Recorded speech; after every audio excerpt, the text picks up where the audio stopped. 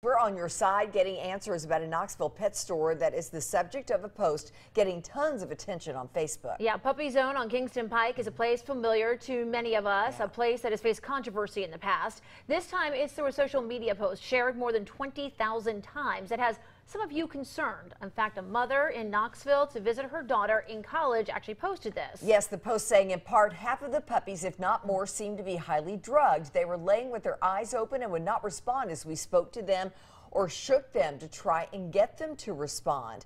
Well, a lot of you seeing that reached out to us. So you ask, 6 investigates. We are going inside the place to find out more. WATE 6 on your side reporter Blake Stevens joins us live now. Blake, what are investigators saying about these concerns?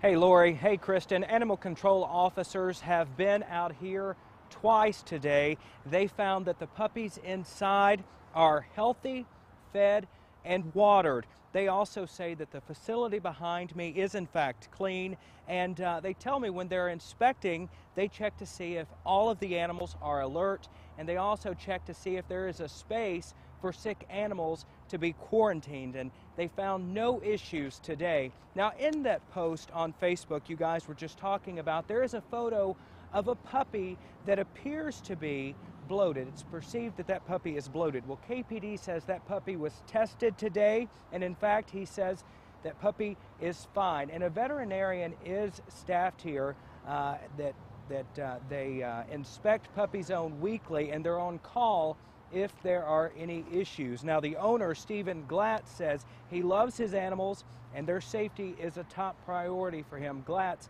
even allowing us today to take our cameras inside.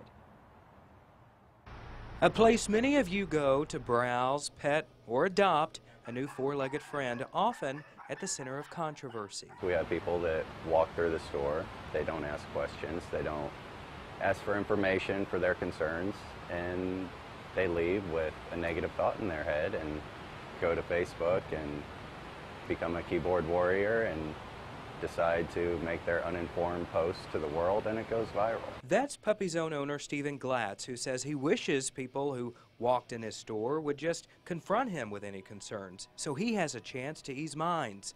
A post shared on Facebook more than 20,000 times alleging dogs here were drugged. KPD saying tonight they were not. The American Kennel Club says puppies need sleep, between 18 and 19 hours of it. We've been here 10 years now. We've never had an issue with animal control or any of the bodies that govern us. We've always been above board on inspections, and we treat our puppies well. That checks out. KPD also reviewing records earlier today, a spokesperson saying they're all in order. We sell an average of 500 puppies a year. That's 5,000 families in the Knoxville area that went home, played with their puppy, and gathered together. It's a beautiful thing. I love what I do. Animal control officers did ask employees here to make one change today, to change the number of dogs in one of the crates here behind me. Other than that, the Knoxville Police Department telling us that this store is meeting the right standards. Reporting live in West Knoxville, Blake Stevens, WATE 6 on your side. All right, Blake, thank you so much. And we mentioned that Puppy Zone is familiar to us here at WATE 6 on your side. It is a place that has made news in the past. In fact, back in March of 2010, we showed you this protest outside Puppy Zone. The demonstrators claiming the store obtained their dogs from puppy mills. Well, the store insisted that its dogs came from loving homes. Later that year, our own 6 on your side consumer investigator Don Dare traveled to places where records showed the dogs had been obtained. He found one sellers operating at a large flea market in Canton, Texas. The market was home to a section known as Dog Alley, where puppies and crates are stacked on top of one another with little human contact. Well, Glatz told Don Dare at the time he'd take a closer look at the seller before buying from her again. Now, the store had to shut down at one point in 2012 due to a distemper outbreak, and last year a former Puppy Zone worker spoke with us claiming some of the puppies at the store did not get medical attention from a vet for weeks, and a number died while she worked there. Owner, again, Stephen Glatz, insisted at the time that every puppy that came through his door was given proper medical treatment. He admitted to us that some dogs had died, but said sometimes there is, quote, nothing that can be done.